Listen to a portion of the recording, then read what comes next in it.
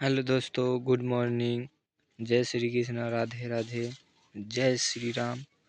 आप लोगों को इससे पहले भारत के मिट्टी के बारे में दूसरा पॉइंट देख लिए थे और आज हम तीसरा वीडियो के माध्यम से आप लोगों को बताने का प्रयास कर रहे हैं, जिसमें से पहला पॉइंट है सही सुमेलित है। तो जो सुमेलित है सही, उसके बारे में देखते हैं। इसमें पहला है नगर। नगर और भूकंप मंडल। नगर और भूकंप मंडल। पहला में है सागौन। सागौन का संबंध मध्य भारत से है। दूसरा है देवदार।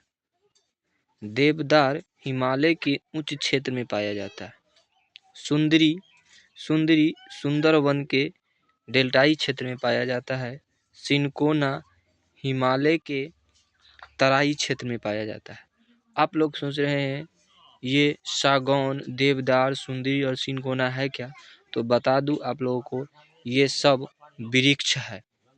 सागौन का वृक्ष भारत के मध्यवर्ती क्षेत्र में पाया जाता है। देवदार का वृक्ष हिमालय के उच्च क्षेत्र में पाया जाता है। सुंदरी वन भारत के सुंदरबन डेल्टाई क्षेत्र में पाया जाता है। सिनकोना हिमालय के तराई यानी घाटीय क्षेत्र में पाया जाता है। अगला पॉइंट है सुंदरी वृक्ष पाया जाता है, जो कि ये सुंदरी वृक्ष है।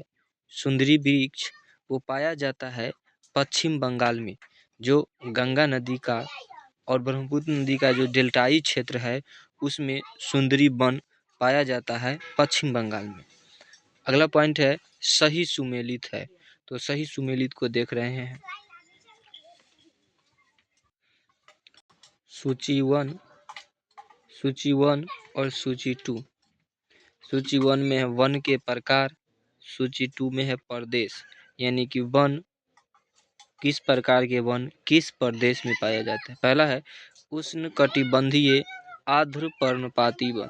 तो उष्णकटिबंधीय आर्द्र पर्णपाती वन भारत के तराई क्षेत्र में पाया जाता है।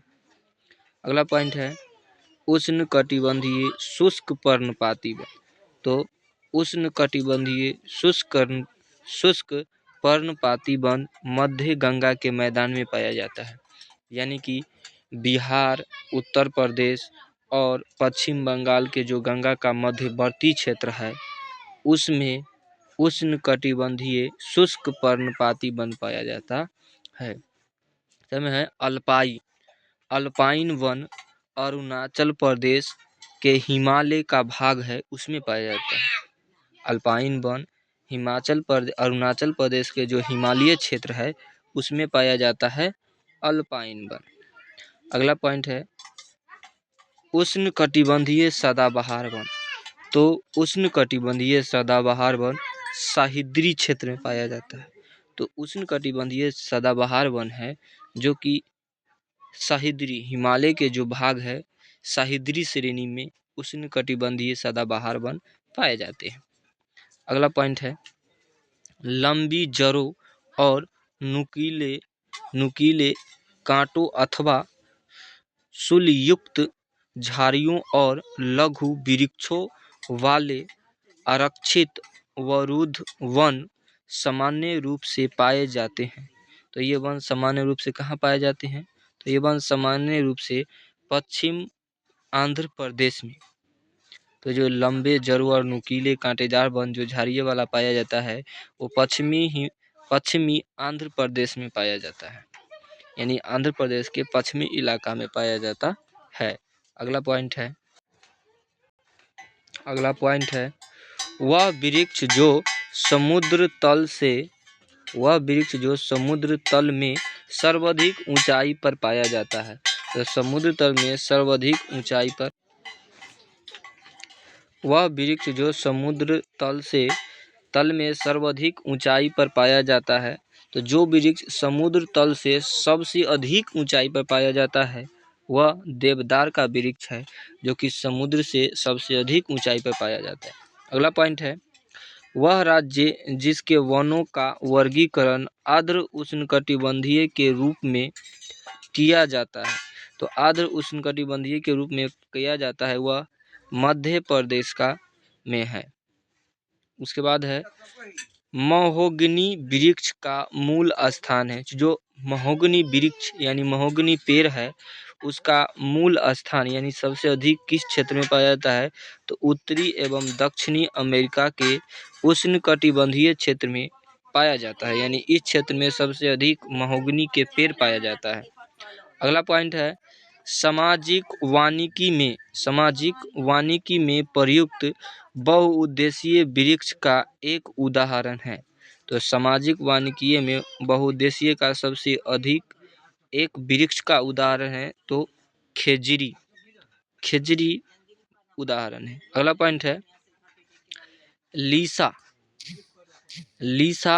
प्राप्त होता है। तो लीसा किससे प्राप्त होता है, तो चीड़ के वृक्ष से। लीसा किससे प्राप्त होता है, तो चीड़ के वृक्ष से। अगला पॉइंट है सही सुमेलित है।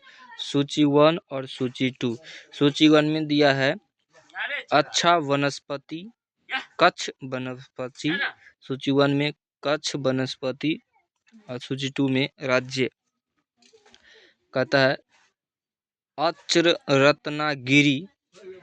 रत्नागिरी जो वनस्पति है वो महाराष्ट्र में पाया जाता है। कुडापुर वनस्पति कर्नाटक में है। पिचवरम वनस्पति तमिलनाडु में।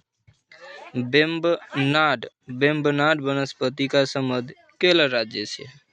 अगला है केरल की कच्छ वनस्पतियां पाई जाती है। तो केरल के कच्छ वनस्पतियां कहाँ पाई जाती है, तो बेम्बनाड कुन्नूर के क्षेत्र में पाई जाती है। अगला पॉइंट है सिंचाई एवं नहरें। पहला में है कथन ए में कहता है प्रायद्वीपीय भारत में सिंचाई का एक प्रमुख साधन है तालाब। तो प्रायद्वीपीय भारत के क्षेत्र में सिंचाई का निम्न यानी सिंचाई का सबसे अच्छा साधन तालाब। दूसरा में कहता है कथन में आर में कहता है प्रायद्वीपीय क्षेत्र की अधिकांश नदियां मौसमी हैं। तो प्रायद्वीपीय क्षेत्र के जो दक्षिण भारत के प्रायद्वीपीय क्षेत्र के अधिकांश यानी ज़्यादा से ज़्यादा नदी मौसमी क्षेत्र की नदी है। तो इसमें कथन में कहता है दोनों ए और आर सही है और आर ए की व्याख्या है, यानी कि प्रायद्वीपीय भारत में जो सिंचाई होता है सबसे अधिक तालाब से होता है और वहाँ के जो नदी है वो मौसमी यानी कि बरसात के मौसम में अधिक बहती है और उससे पहले उसमें कम पानी रहता है। तो थैंक यू दोस्तों, लाइक और सब्सक्राइब करें प्लीज़।